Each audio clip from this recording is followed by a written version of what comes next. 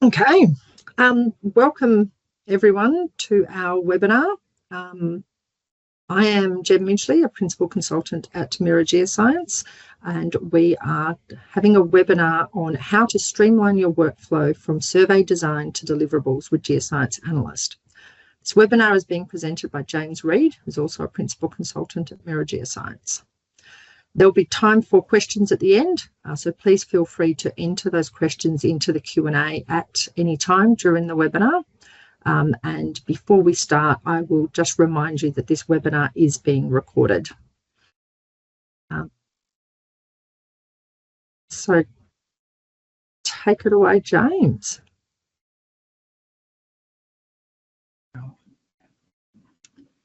Can you hear me okay? Yeah. Yes, I can hear you. Yeah, great. Okay, well, welcome everyone. So this webinar is really a companion webinar to one presented a couple of days ago in North America by Thomas Campagna in Vancouver. So I've tried to minimize the amount of overlap between what he presented and what I'm going to present today. So I encourage you to sort of get hold of the recording of Thomas' presentation as well, and there'll be additional interesting material in his presentation that isn't covered in my presentation. So I'll just get rid of these images to start with. So I'm just starting with a clean Geoscience Analyst project. And what I'm going to do first is just arrange the window just in case people aren't familiar with how the viewport and the panels work in Geoscience Analyst. So we've got the main viewport here. Two panels that we need all the time are called visual parameters and data colors. They control, the appearance of the objects on the screen. So if I just go to the panels menu here and activate the visual parameters panel, it's tabbed over here on the right. We can grab this and move it around. We could drop it on top of the other one, but I actually want it where it started off here. So I'm going to leave it over here on the right, just to try and maximize my screen real estate here. So we also need data colors. And I'll just drop that right on top of the visual parameters. So you see when the visual parameters panel goes blue like this, I can drop the data colors panel on top of it, and then those two panels are tabbed on top of one another. So I can easily access both of them. And similarly, we're going to need a couple more panels for this demo, the decay curves panel, which has instantly appeared in the correct place there. But again, I'll just drag that. I could drop that anywhere. But I want it right on top of the viewport, and similarly the 2D profile viewer, so that's appeared in the correct place. So that's one way you can arrange all the panels, so you can have as much possible space on the screen for your 3D view. Obviously, if you have a second screen, you can move these visual parameters and data colors panels off to the second screen and have lots more screen real estate. So to start with, I'm just going to bring in, I've just got a folder here with a whole bunch of files in it that we're going to go through gradually. So I'm just going to start with the just a bit of an introduction to where we are. So I'm just dragging and dropping that GeoTIFF into the viewport. So this is the west coast of Tasmania. This is pretty much right in the middle of the west coast. This is Macquarie Harbour here. These are Hell's Gates. This is the Sorell Peninsula. This blot on the landscape over here is Queenstown and surrounds. And we're going to be looking at an area down in this part here that's covered by quite a number of different airborne EM surveys. And so it's about 40 kilometers south of Strawn, which is located up here. So that's just to show you where we are. I'm now going to bring in the regional DEM. So this is just the 1 arcsecond SRTM. It's an ER mapper grid. I can just grab the ERS file, drop it into the viewer. And sorry, that's turned on the image as well. So this is my my elevation grid. So if I turn that on, we can see our elevation there. We can use a better color bar. We can use an elevation color bar. If I just scroll down through here and find elevation, that's a more conventional color bar for a DEM.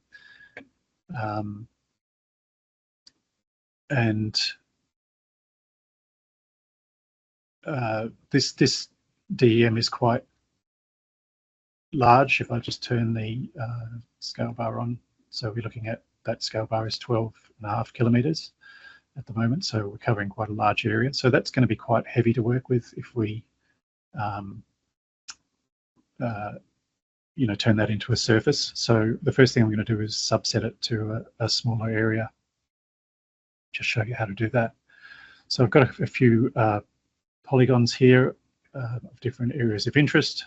I may not use them all, but I can just drag them into the viewport. So I've got an area called Block 4. I've got the extents of a MobileMT survey, and I've got some tenement boundaries. So the good thing about Geoscience, one of the good things about Geoscience Analyst, it's got many good things, is that it's very easy to organize your data. So I can just rename that import folder GIS, and I can rename I can get rid of these ones that we don't need anymore. And rename this topography. And I'll rename the elevation property, instead of band 1, which is the default name, I'll call it elevation. Well, I'll call it SRTM. Okay. So we also don't need a few of these other things. We'll just get rid of them, just to clean things up. So the main area we're going to be looking at is this large area here of the mobile that contains a MobileMT survey. So I just want to subset my regional DEM down to that smaller area shown by the cyan polygon there. So if I go to Utilities, 2D Grid Designer, this menu pops up. You've got this tool here, which will let you draw the extents of an area on the screen that you want covered by a 2D grid. So if I click that and then just basically drag the extents of that airborne survey, I'm getting a preview of it there. And I will want, I'm going to just make this DEM subset 50 by 50 meter resolution. So I'm going to call this I'm just going to call it SRTM local, and I've created it, and that's created a grid. And at the moment, that grid is empty. It doesn't. It's just the geometry, rather than, it doesn't have anything in it. So we need to transfer the property from the regional grid to the local grid. So we do that under the Utilities menu, Transfer Data. Our source is going to be the regional grid, and the property is going to be SRTM elev, and the target is going to be SRTM local. And I'll just use the nearest neighbor transfer here. So when I do that, I can turn off my regional grid and turn on the property on my local grid, and I've just subsetted my DEM down to a smaller area of interest. So as many people are probably aware, you can now just right click on that local grid in the objects tree, go to create, say surface from data, and choose the elevation property, and I'll call it SRTM local. I just put TS on the end there for triangulated surface, even though it's obvious what it is. It's got its own icon. So now we've got the SRTM data as a surface, and you can see that's pretty interesting DEM. There's quite a lot of geology visible in that DEM straight away. So the next thing I'm going to do is bring in some airborne imagery or satellite imagery and drape it on the DEM. So just to show you how we do that, I've got a geotiff here. It's just that's probably a satellite image, not an air photo. And I'm just dragging and dropping that into the viewer. So now we have the image displayed as well as the actual surface. So there's the image. I've got something else turned on underneath. Let me just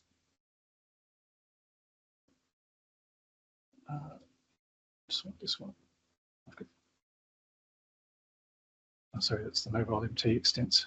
So there's the airborne imagery, and then to drape that on the surface, I just select the surface in the objects tree, go to visual parameters, tick on paint GeoImage here, and choose the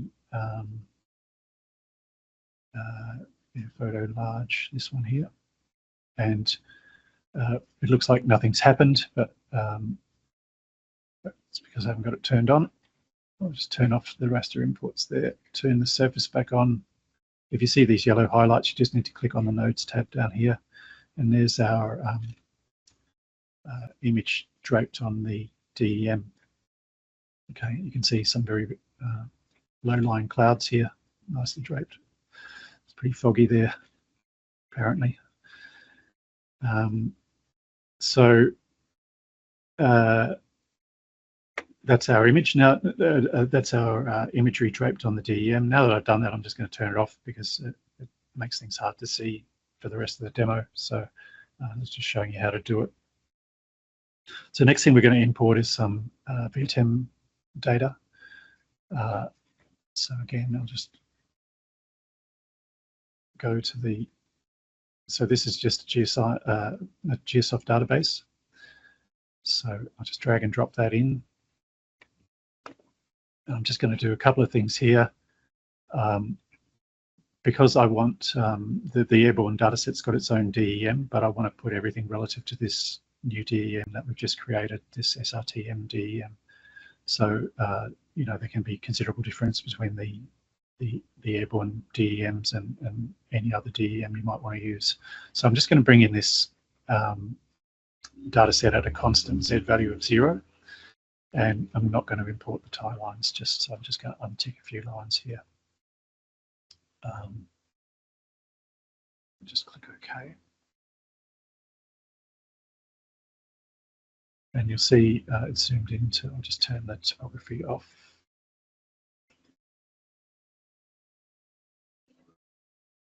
I'll just, sorry. Just turn the topography off, and I'll just move these files into the topography folder where they should have been. So there's our VTEM flight lines. So the next thing we want to do is position them correctly relative to that DEM that we want to use. So I'll just rename this folder VTEM so we know what it is. So the best way to do that is to drape it on the topography. So we've got this, I'll just turn on the surface. At the moment, the flight lines are underneath the topography. They're at 0 elevation. The first step would be just to right-click on the VTEM dataset in the objects tree, go to drape on, and you can use the picker here or select the surface from the list. So there's that SRTM local TS, or I can just pick it with that picker tool. And we've put the VTEM data points right on topography to start with. So I'll just say OK. It takes a little while. but now now you can actually see the flight lines because they're sitting right on the topography. So the next thing we want to do is actually position them correctly above topography by adding the height of the loop above the surface to the elevation of these points. So to do that, we use a script. So we go right click on the VTEM dataset, go to script, and we say we're going to modify the Z value of those points, the elevation value of those points. So we need to overwrite it so that we replace it, and we're going to say it's Z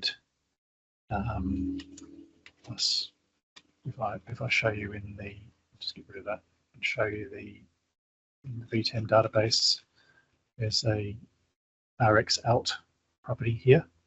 So we want to replace we want to add the receiver altitude to the current elevation of those points. So you just type the variable names here, and if they're recognized, it'll show you the expression that you're calculating underneath, and if it recognizes the variable names from the list here of properties on the object, then they'll be in bold. So it's case sensitive, so just make sure you get the right case. So the main things is that we're replacing, overriding the Z property with this calculation. So when I do that, that will have moved the points to be correctly above the DEM.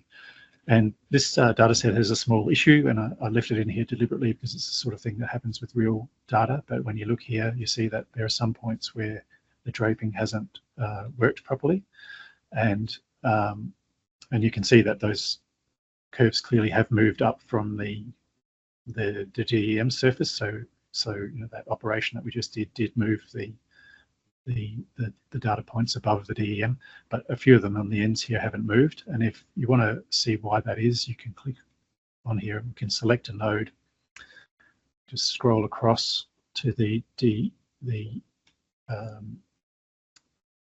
radar property. So you see receiver altitude there. If I go up, you'll see that there are some RX alt values here that are null. And so when we did that calculation, those points haven't moved. So these are these ones here that haven't draped correctly.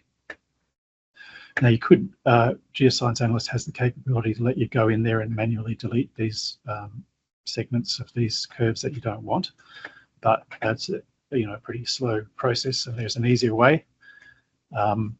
So the way I would do it is just right click on the object in the objects tree, on the VTEM dataset in the objects tree, create data inside bounding box, and then again you can click and drag. So it doesn't really matter where we go in the north-south direction, we just want to clip off the eastern and western extents of these lines. So if I click and drag like this, and it's going to create a new dataset called the same root file name _AOI. Just say OK. And now we've got two data sets. So the original one, which is highlighted in yellow, and the new one. And if I just show you the new one, and we zoom in, you'll see that those little bad points on the ends of the lines have been cropped off. Right. So that's just a quick way of cropping the bad data points. So that was due to missing data in the actual airborne EM database. So the next thing I just want to quickly show you is plotting stack profiles. So if I select the survey lines here and go to the visual parameters, I can turn on some profiles here. So you see under there's a list of all the different survey lines there. If I click that button to the right, it would select all of them. We can choose which parameter we want to plot. I want to plot DBDT. We can choose which channels we want to plot. So I might just get rid of a few early ones. Unfortunately, this is a manual process at the moment. And we can choose log scaling here, and we can have a scaling parameter here. So if I oops, that's probably too big, but you can see that we've got some data plotted as stacked profiles above those survey lines in 3D. So I could probably make this 5,000 and not lose much.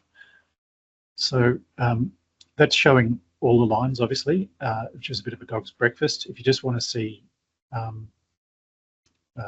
couple or one or two, you can just deselect everything in the profiles list here and just turn on a couple, and you will just have a couple of stacked profiles there. Okay, so that's you know, a nice way of visualizing your data in 3D.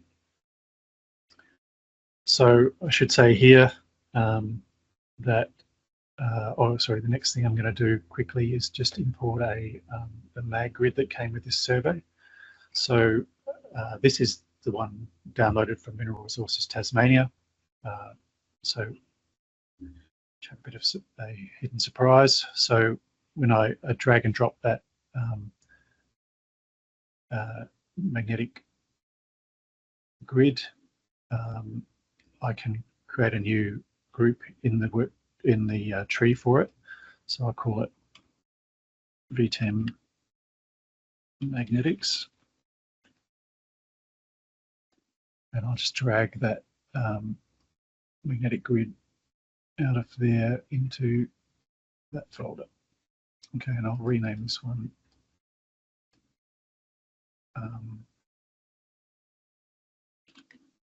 photo.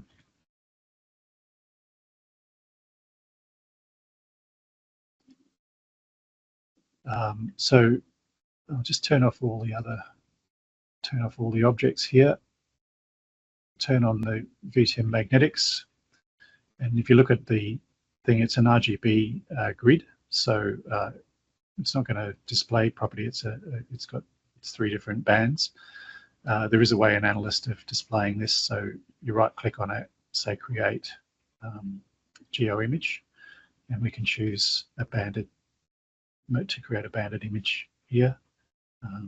So just choose your red, green and blue channels, and it'll create this file called you know, the same root name with _image, and now we have a proper image of that magnetic data. So that's just a sort of quirk of that grid, that it's a banded grid, not a single band, a normal single band grid. So the next thing I was going to do is just turn back on the VTEM data and topography, and just you can save views in Geoscience Analyst. So if I set this up and say, well, I really like this view, I'd like to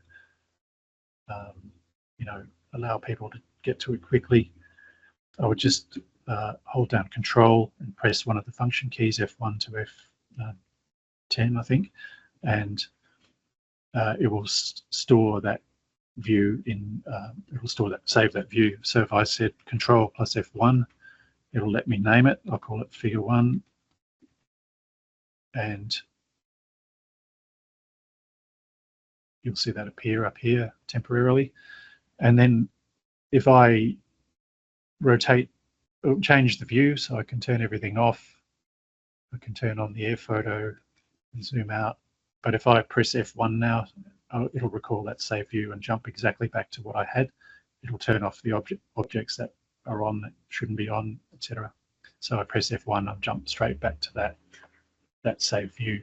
So this is a good way in when you're reporting, you can put these, you know, images of the 3D views in your report, and your clients can or other people reading your report, you can say, if you want to see Figure 1 in the Geoscience Analyst project, just press F1, and you'll jump to exactly the view that you have in your report, and then you can start spinning it around and turning things on and off, etc. So that's quite a nice feature. So the next thing we can do is just quickly show the 2D data viewer here.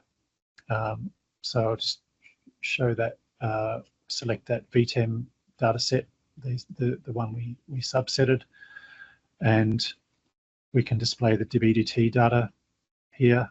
I'm just going to make these things a bit bigger temporarily. I can't make that one bigger. And I'm just going to change the color.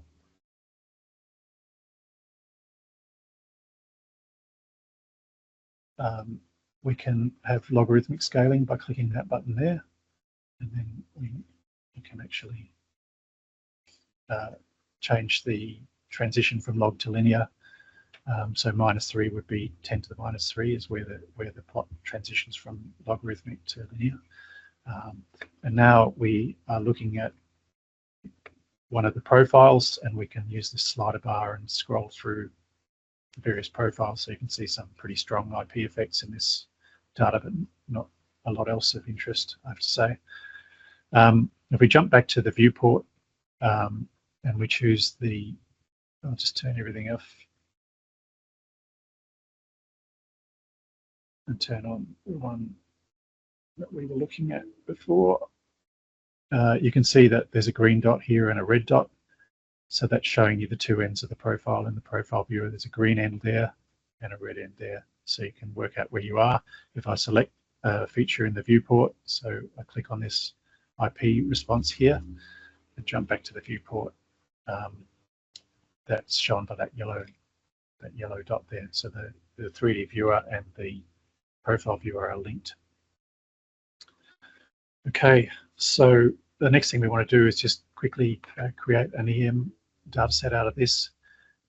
If you look at the data, say this B field property here, there are 50 elements in that array, but quite a few of them are null. The first 13 and the last one of them don't contain any usable data. So you can create an EM data set to just make an array of the data that you want and assign some times to the data set. So if I go to create EM data set, it's an airborne EM data set. I'll just say it's the transmitter object. The transmitters are going to be this clipped data set that we made. The loop radius in this case I know is 13 meters. And you can go to this data groups down here, and we choose our object again, and we can say make a new data group. We'll call it DBZDT subset. And if I scroll down through here to the DBDT, the only channels with real data in them are 14 to 49.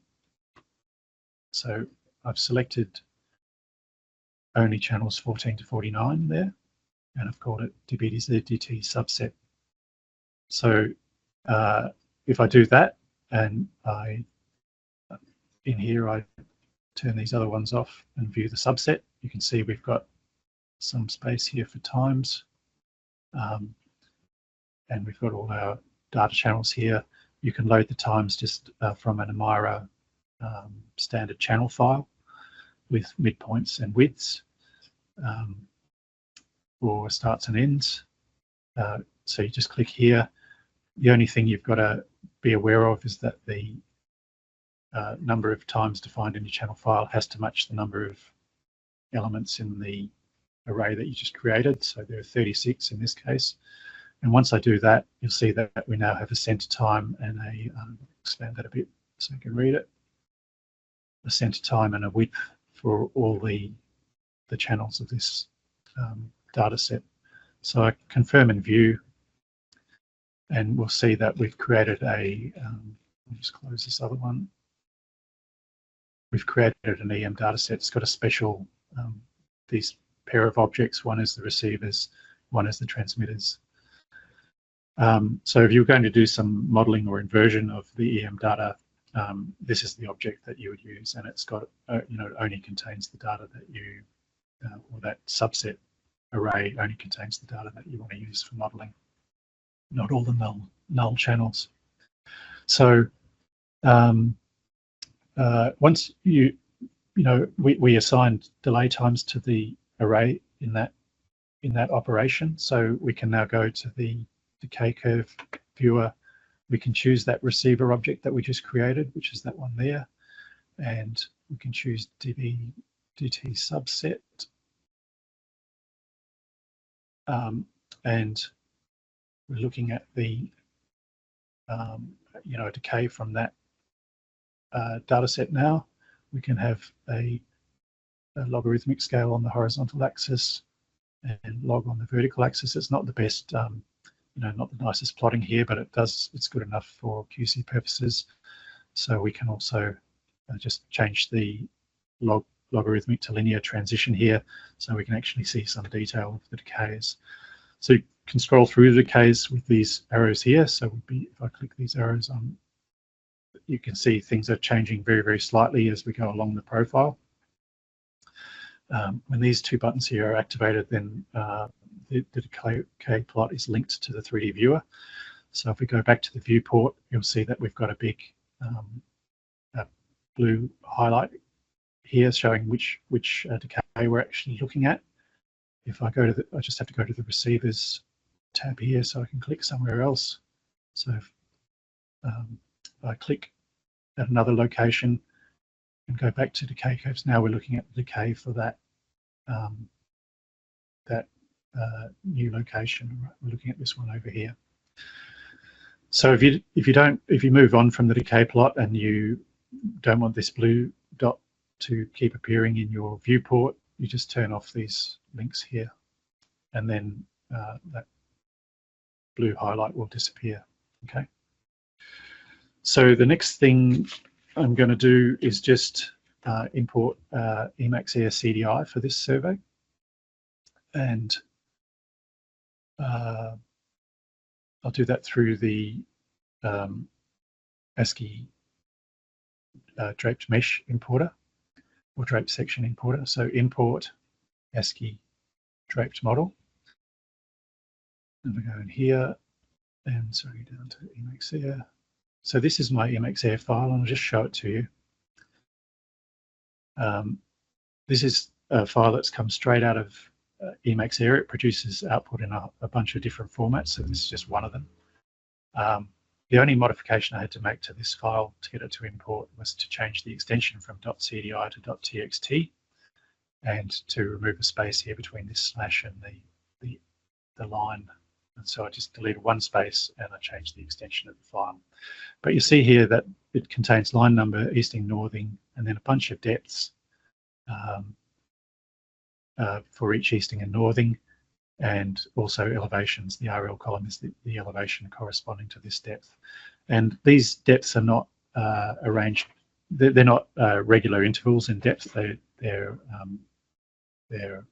uneven depth intervals, and they can change from station to station,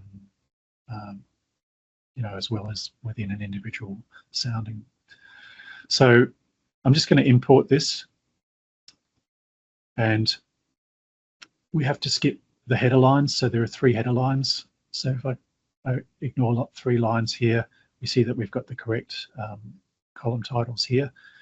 The Z coordinate needs to be the RL.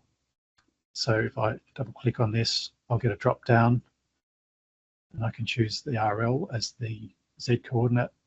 And likewise, if I double click on the line, I can go up here and choose the line number as the line ID. So everything else I think is correct. We don't need anything else here.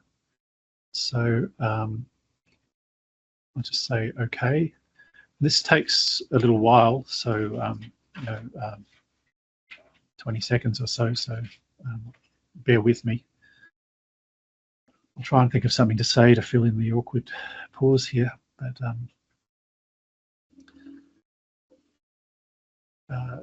I guess this illustrates that you can't trust these progress bars at all. They're not representative. So we've imported all those CDIs now,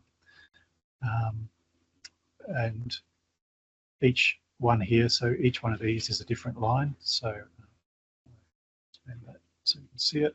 So they're very long line names. So that's line 440,010. We haven't got anything displayed on them yet, so these are just draped sections. But if we tick on the conductivity, we've turned it on for the end line there, you can see. If you want to show it on all lines, you just right click here, paint on, and we're in a folder called ASCII imports at the moment. So if I paint it on the whole ASCII imports folder, it'll color all the lines. Okay. Similarly, if you want to, I'll just increase the size of this now. If you want to change the color stretch, you just go to the data colors tab here, make this a little bit bigger so we can see the icons. So go to logarithmic. These are millisiemens per meter, so I'll go from say 100. So now I've recolored all my, that's changed every line. So that's just showing that drape section importer can handle, doesn't have to be data at regular depths. So I'll just rename this folder VTEM Emacs. Yeah. Oops.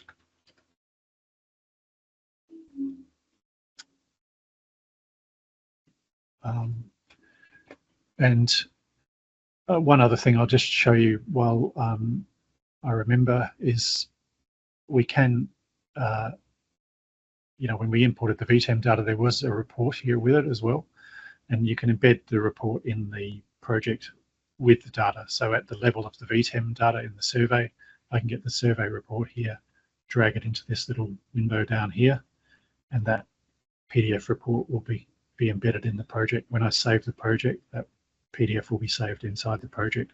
So this is a fantastic feature, which means that your data and your metadata don't get separated. So when you give the GeoH5 file to someone, it's got the metadata and the actual digital data together. So that's the Emacs Air import. The next thing I have for you is the an inversion, a layered earth inversion. So if I go back to files, I've got this 1D inversion. I've got a Geosoft database with array channels in it. So if I drag and drop that in, I'm first going to import it as a just as a curve to show you what it looks like, and then I'm going to import it as draped sections. So this is the I'm just importing as a curve, and if I rename this VTEM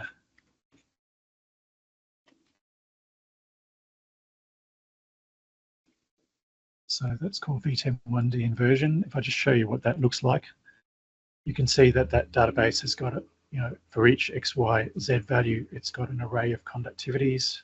We scroll across, then there, oops, sorry, I was missing. There are an array of depth to the top of each layer. Okay, so there's 34 conductivities and 34 depths on each row of that database. So I'm going to import it again. I'll just turn this one off, but this time as a draped section. So I just drag and drop, sorry, I'll bring this across so you can see. I'll just drag and drop the GDB in again. But this time I'm going to turn on, instead of importing as a curve here, I'm going to import as a draped model.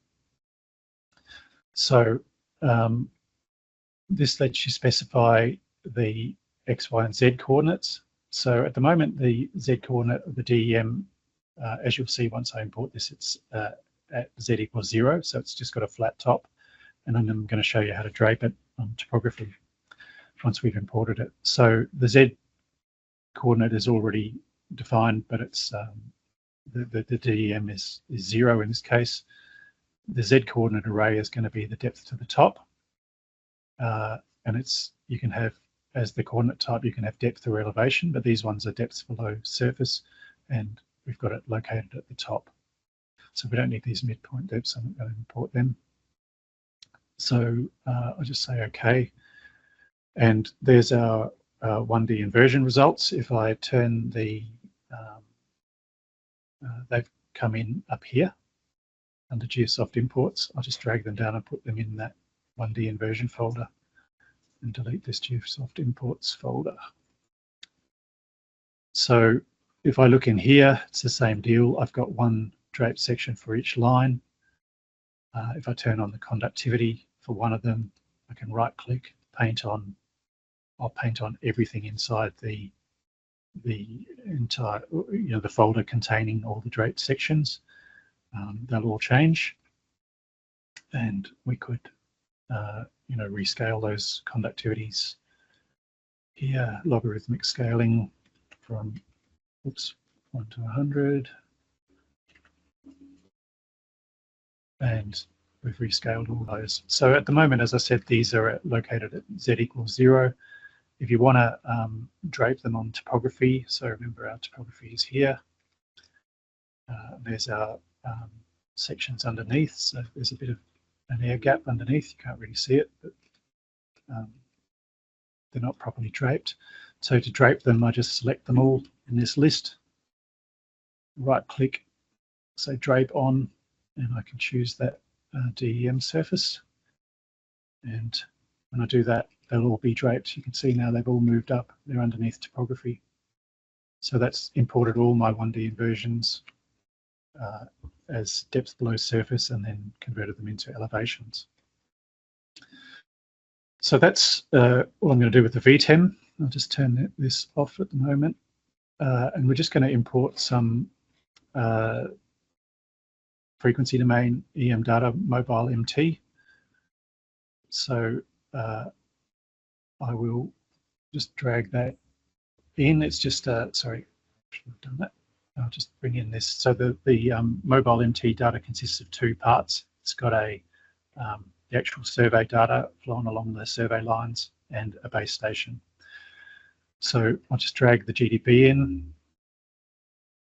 So we'll do the same thing. We'll import it at z equals 0. We won't import the tie lines. So in his demo yesterday, Thomas showed a different way of separating out the tie lines from the main lines. But I often do it just on import like this. So, so there's my MobileMT survey lines.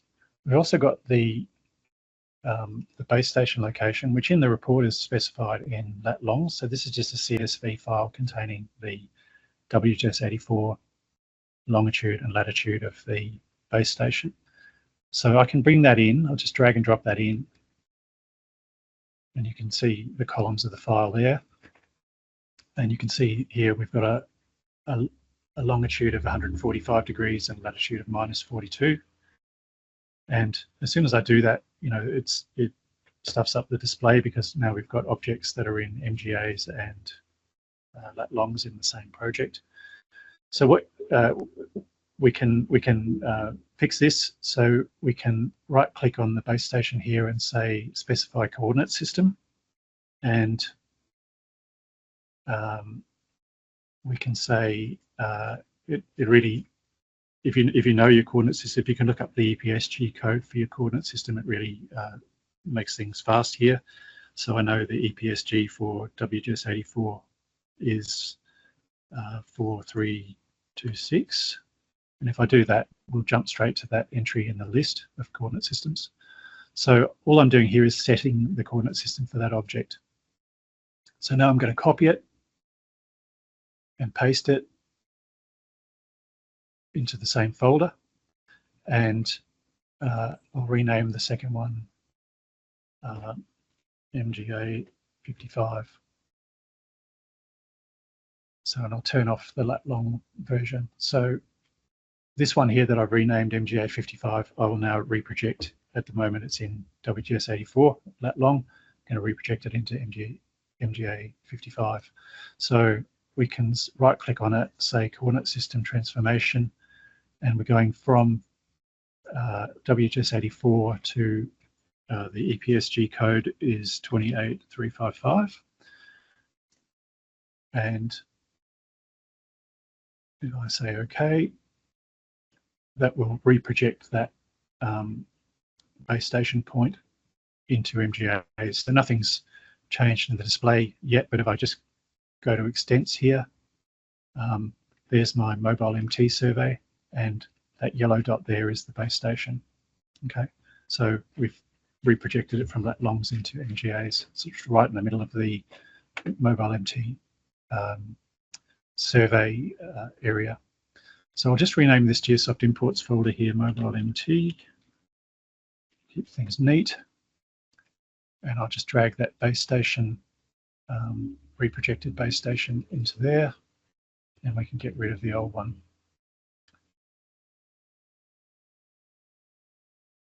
Okay, so we don't need the version in lat longs anymore. Oh, I missed that, obviously. I'll put it in there. So now we just need to drape both of these, position both of these, the survey data and the base station correctly with respect to topography. So the base station is actually on topography, so we drape that one on the SRTM.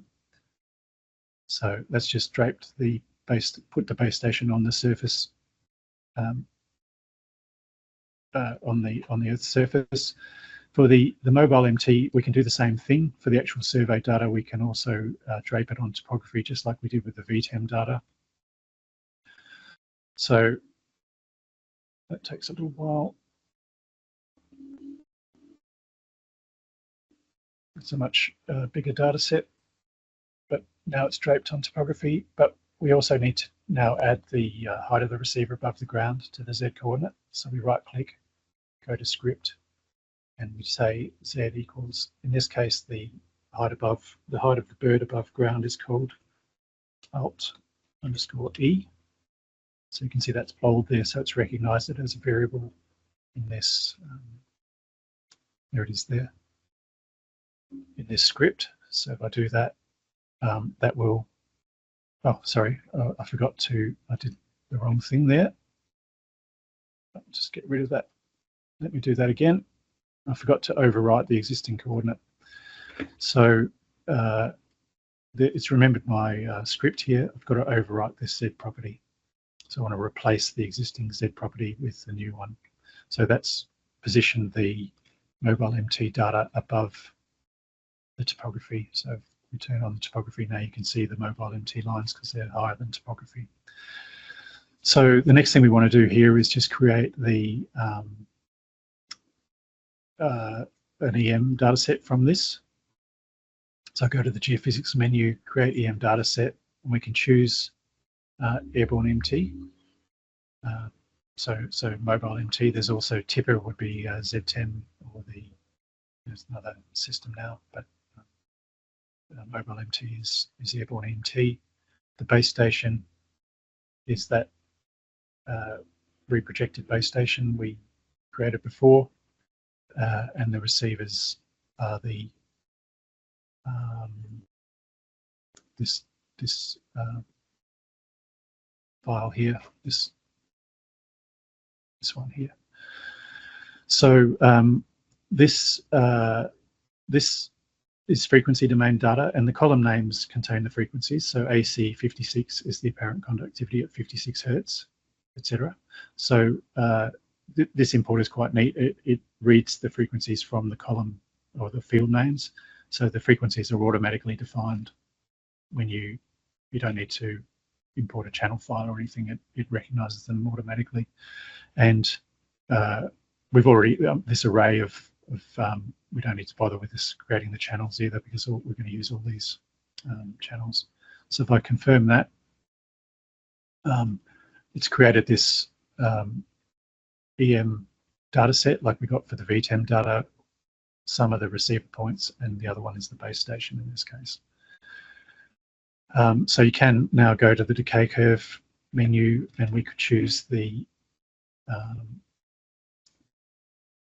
receiver points for the MobileMT, and you can see the, I'll just turn the legend off so we can see it.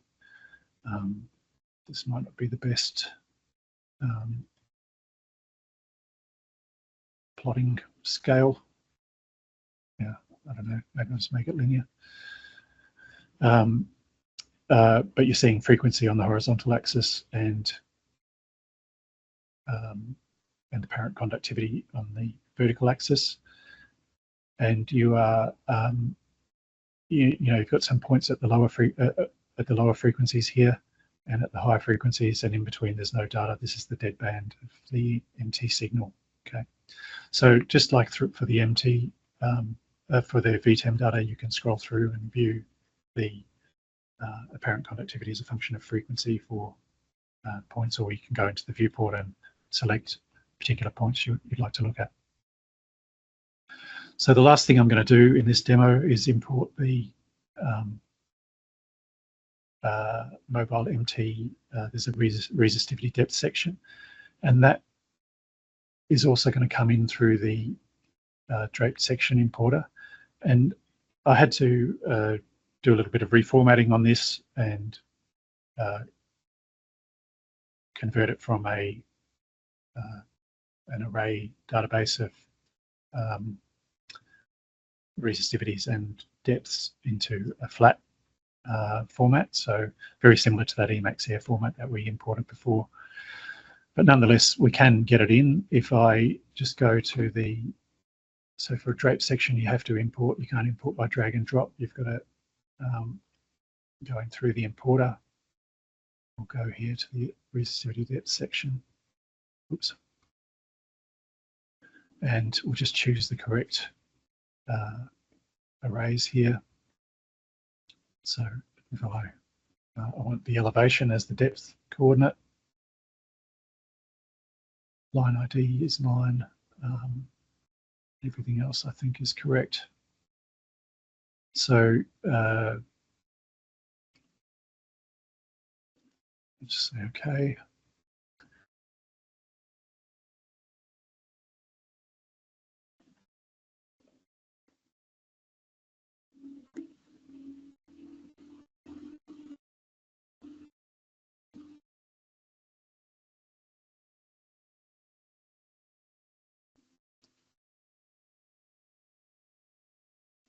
I'm sure this is happening. I don't trust these progress bars.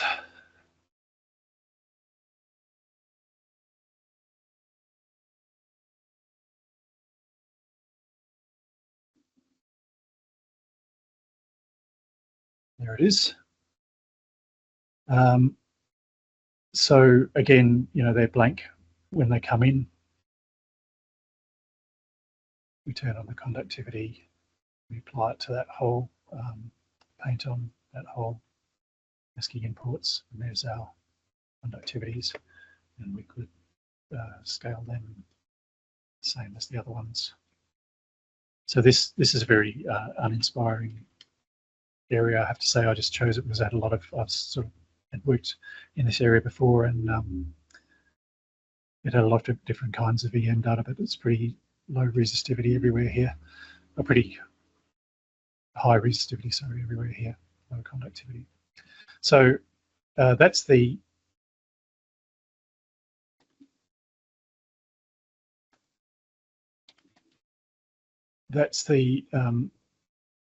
MobileMT conductivity depth data imported as well.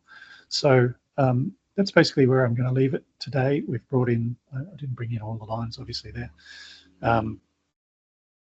just showing you import of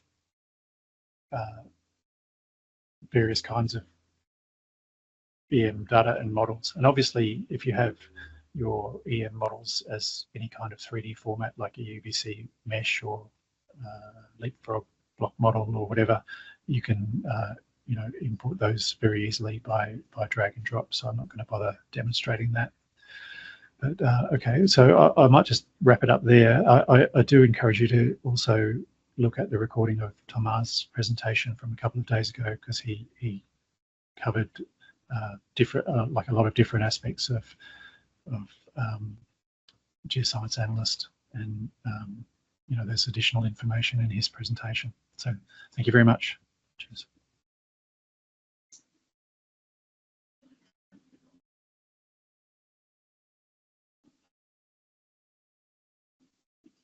Okay, thanks, James. And thanks to everyone who joined us today. If you have any questions, please type them into the Q&A panel now, and we'll be very happy to answer them. If we can't answer them now, we will get back to you afterwards. And I'll take this time to let you know that after this webinar, you will receive an email with the recording link. If you'd like the link to Thomas' webinar that James has mentioned, you can request that from us as well. And the email will also include a link to a survey asking for your feedback. We'd appreciate if you can please respond to this survey, which will also allow you to get in touch with us for more information. So if you'd like that link to Thomas' webinar as well, you can ask us for that in the feedback survey form. And now there are a couple of questions in here. The first one was, do we have a link to the other presentation, which obviously I've just answered on the fly there. That link can be requested through either the survey thing, or you can contact us directly. The slide that James can show on the screen has our info email address, so you can request the other presentation from that, or if you registered for the North American webinar, which was yesterday, then you will receive that automatically. You will have received that. That's interesting. James needs to go to plan view. There we go. So there's our info email address if you'd like to request that other webinar link. There's a query in here regarding creating and exporting draped sections. Some of which I can answer, or I'll just direct it to you, James. When a draped section is created and exported, will the draped values be saved so that the Z is not 0, that it represents the SRTM? I think yes. I think you'll get exactly what you've got in the window. Yeah. So once you've draped it, yeah, it'll be those values will be. That sort of changes the properties of the object. So the easiest way to check that is to just look at the nodes properties for each of the cells, the Z centroid value in that actual data table below the viewport. If I just grab one here, yeah, if I just chose one here one of and those. went to the cells here. Yeah, so that Z value is what will be exported. So these are elevations, yeah.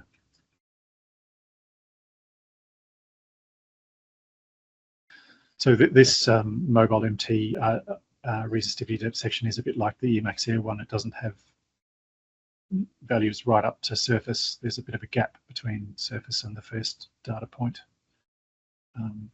So this shallowest one won't necessarily correspond to the DEM. It'll be below the DEM. Okay. Another question is, when you changed the coordinate system, how do I know, or how does another user know that the coordinate system has been changed on that object? It's in the metadata. So if I go to the MobileMT and I choose that point there, I'll just get rid of this so we can see it. So you'll see here it says coordinate system.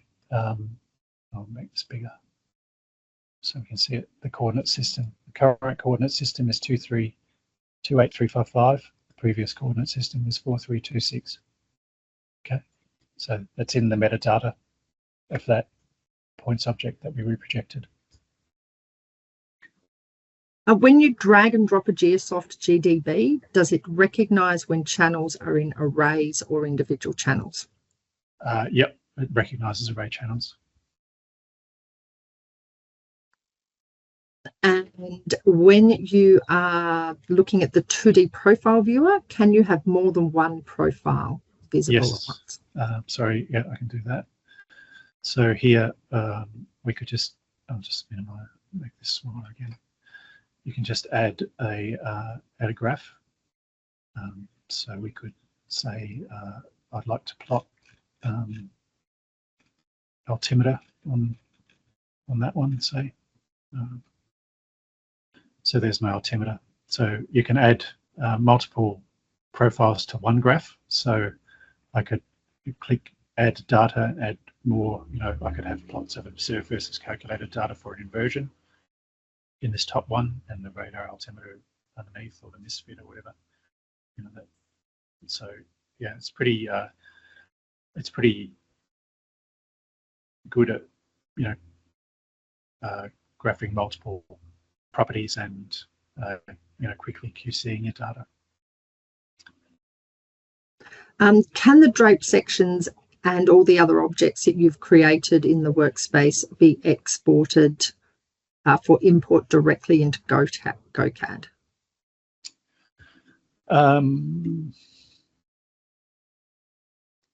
I think the short answer is no. But you can. There's a very similar drape section importer for GoCAD, so it wouldn't take very long to do exactly the same import directly into GoCAD from the GDB with the array channels in it. Obviously, there's, it's quite tricky getting something like a stratigraphic grid in GoCAD. It's a very complicated data object, so getting something to transfer directly into an S-grid can be difficult.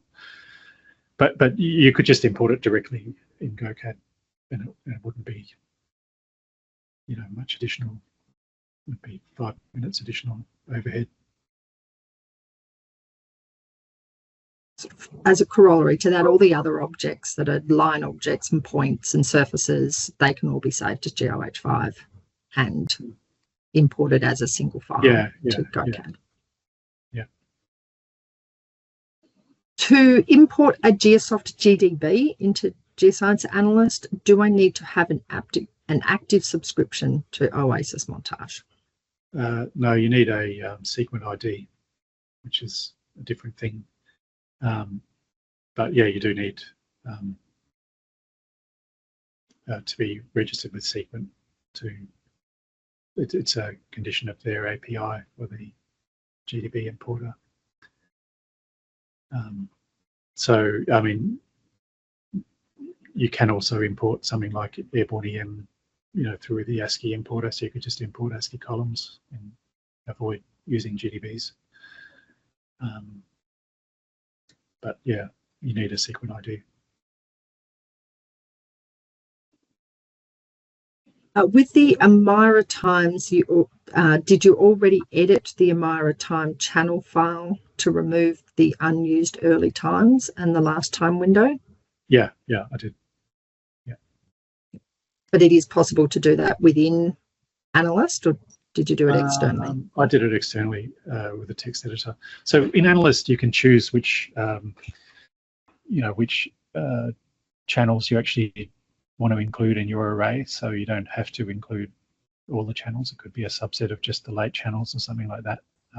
But your channel file has to match whatever channels you've subsetted out. They have to be, they have to be. It's up to you to get it correct, and it won't work unless there are exactly the same number of times as there are channels in your subset.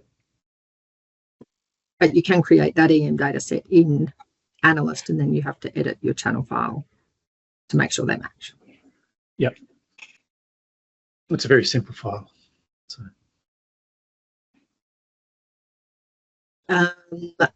There's a sort of follow-up question to the GA into GoCAD. The question is, would importing the whole workspace from GA into GoCAD work? The answer to that is only on supported objects, which the S-grid and some of the transmitter and EM objects are not mutually supported. Yeah. So I think it'll import what it can, and you'll find out whatever doesn't import when you do that are the objects that aren't compatible between the two platforms.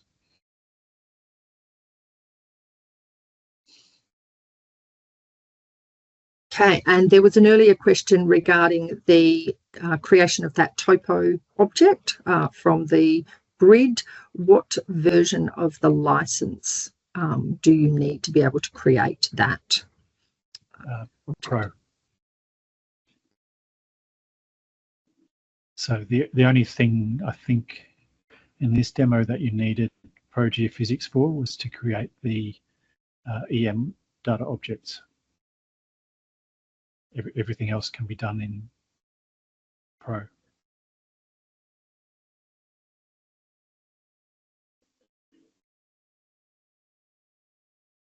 So like the viewer will actually do most of those imports, but you can't change any objects in the viewer, so you wouldn't be able to drape objects and things like that.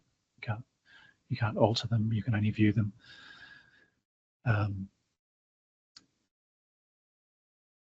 So yeah, most of what I did today you could do in Pro.